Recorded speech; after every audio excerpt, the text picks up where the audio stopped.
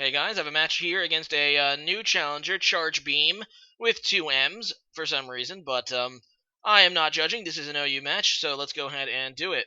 So yeah, let's go ahead and play. So right off the bat, looking at his team, I'm quite scared of his Mega Venusaur. I do have my Talonflame, but I kind of neglected to bring a way to get rid of entry hazards, which is a real problem for my Talonflame, because obviously if he sets them up, I'm not going to be able to switch him in easily. So he leads with Weavile. I'm just actually going for the U-turn, but he ends up just going for the knockoff. Sorry, not the knockoff, the fake out, which obviously is free. But now I'm going to go for the U-turn as he goes into Hippowdon, which is assumably the thing he has to set up Stealth Rocks. And I really don't want him to get them off, honestly. It's like, because that would really limit my ability to play this game. And I go out, and it was really my fault. So I go out into Hydreigon. I'm hoping that he will get scared away. Hydreigon can carry Surf and things like that, but I just have Draco Meteor. I go for it. It's probably not going to kill Hippowdon. I know Hippowdon is normally a physically bulky thing, but it does usually carry some special defense bulk. And yeah, there you go. He's going to be able to set up Stealth Rocks, which is pretty bad for me early on. Either way, I'm just going to go for another Draco Meteor, maybe hoping that I can finish this thing off at this point, even with the -2 special attack. If you couldn't tell already, I am a Choice Scarfer, not a Choice Specs. If I was Choice Specs, I probably could have killed it. But he does go out into Magnezone, which is a good play, because it would resist my Dragon move, but I end up missing anyway, so I don't even get some damage on it. Oh well. Anyway, I go out into my Gliscor now, and I do that because hoping that he would actually try to go for an Electric move, although I don't know why he would. Predicting the switch, I don't know. He goes for the Flash Cannon. As you can see, that does a ton to my Gliscor. And now I know I'm pretty sure I'm going to outspeed him. I'm just going to go for the Earthquake. And look at how much damage that did, though. I'm thinking that that Magnezone is almost certainly Choice Specs. And here comes the Venusaur, which obviously has a ton of bulk. They're usually EV trained to be really bulky, and as you can see, that one is indeed pretty bulky. That's before the Mega Evolution, in fact. And here comes the Mega Evolution, and I actually made kind of a bad play. I go for the Roost. Not really thinking about it. If he would have went for a Giga Drain here, that would have probably killed me, because I would have gotten my I would be weak to it after the Roost. Thankfully for me, he just goes for the Sludge Bomb, but he ends up critting, so that ends up working out for him anyway. Either way, I can't really go for it again. I'm just going to go for the Stealth Rocks, knowing that he's probably going to switch it up to Giga Drain now, and I'm pretty sure I could live it and just set the entry hazard up on him. Now, yeah, I am going to switch out. He was probably predicting a switch going for Sludge Bomb, so that worked to my advantage, but yeah. So I go into Scizor now, knowing that I can take a Sludge Bomb or a Giga Drain, and he is going to go for the Giga Drain, as I am just going to try to go for the U-turn. I don't know what kind of set this Mega Venusaur is. I'm just going to go for the U-turn, try to get damage. Maybe he'll miss with Sleep Powder. He ends up not missing with Sleep Powder, so now I'm asleep, and that's not really good. So, yeah, that sucks. I'm just going to go for the U-turn again, as he decides to switch out into Magnezone to trap me in. And I actually do have Superpower on my Scizor, and because I never actually used a move yet, I did select a move, but I can actually switch it to Superpower. So that's what I click. I click on Superpower, hoping to wake up. As you can see, I am faster. Unfortunately for me, I don't wake up. I don't get that third turn wake. It would have been kind of nice, but it would have been able to take out the Magnezone, and unfortunately, him taking out my Scizor is going to put me in a poor place. So I go into Barnacle, a Pokemon I've never used before. But it's basically a shell-smashing thing that's pretty neat. And he's going to make the smart play and going just to go right back into his Venusaur. Maybe should have predicted that, but I just go for the Cell Smash anyway, which is obviously what it kind of does. It lowers its stats. Actually, it doesn't lower its stats this time, because I do have the White Herb on it. Or is it the White Herb? I think it is. The White Herb. I was right. Haha! So I go for a Night Slash, maybe hoping for a crit or something. He ends up just going for a Sleep Powder, which is actually fine, because now I can switch this thing out as Sleep Fodder as opposed to it just dying to a Giga Drain, so I guess I'll take that, and I go out to Manectric.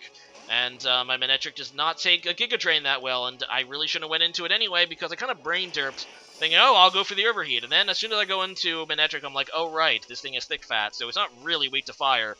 But I am just going to go for it anyway, because at least it's some damage. I mean, it is a pretty powerful move, and it's neutral, basically, after the Thick Fat and the technical weakness. So I just go for that, and yeah, he's going to be able to kill my Manectric, which is not good. I am a bit down in this game, and yeah, I don't think he's actually... Did I even kill something yet? I don't think I have, so I am in a really, really bad spot as he kills my Manectric, and I just go back out into my Hydreigon because, you know, Hydreigon is really my best chance to actually get some kills here. He switches out, and he goes out into his Magnezone, which is fine, but he was predicting a Draco Meteor. I actually decided to switch it up with the Dark Pulse, which obviously is not resisted by Steel anymore due to the fact this is Gen 6, and it is going to be a 2-hit KO on the Magnezone, which is at least I'm going to be able to take this annoying thing out. And, yeah, he's going to go on to Weavile, which is going to force my switch, because I do not want to take an Ice move, so, I am going to have to switch, although it's basically sacking something at this point. So I decide that probably the least useful thing is this sleeping Barnacle. So I go into that. I'm kind of hoping that I can wake up and hit him with my fighting move. I do have Brick Break on this thing.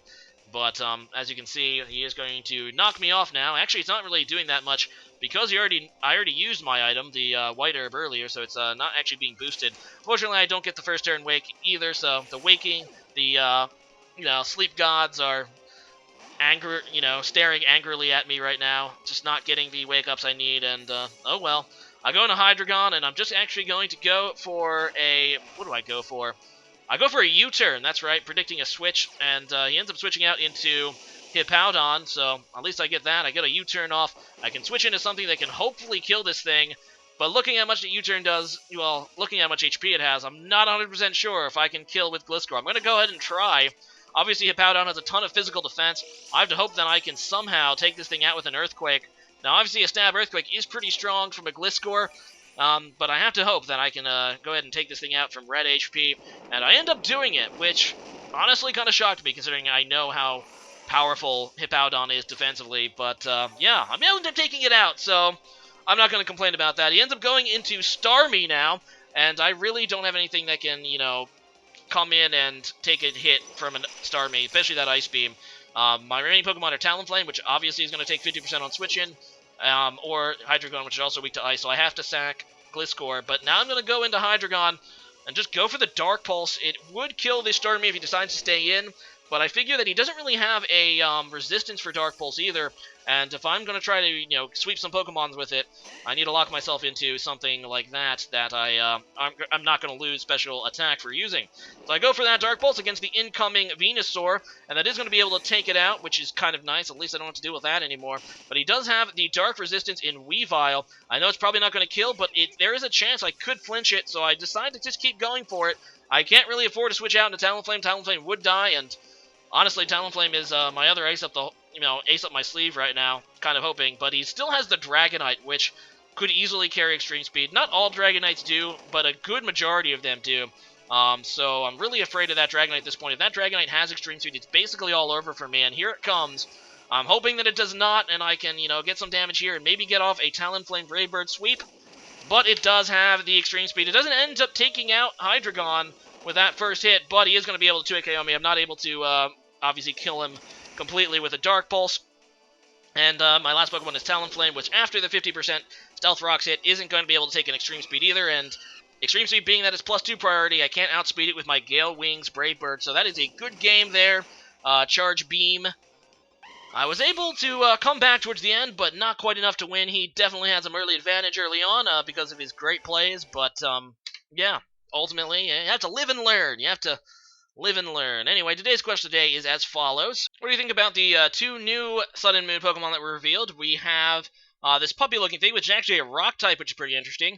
Its abilities can either be Keen Eye or Vital Spirit, but it's basically a rock puppy. And yeah, here is the other one, which has been getting a little bit more attention, and that is this Nekkoala, I think is the name that, the Japanese name that was revealed. And it has an ability called Definite Sleep, which apparently blocks every other status condition other than sleep. So, definitely a Pokemon that you have to look out for if it does end up getting base stats, or an evolution of it ends up getting base stats. I really do like the Koala. I think it could have some huge competitive use if it gets a decent base stat total. The Rock Puppy, maybe we have to see a little bit more. Keen Eye and Vital Spirit aren't great abilities, but we shall see. The Rock Puppy's name, by the way, if I didn't say it, is Iwanko. But leave a comment about what you think about those, and see you guys again next time. Bye!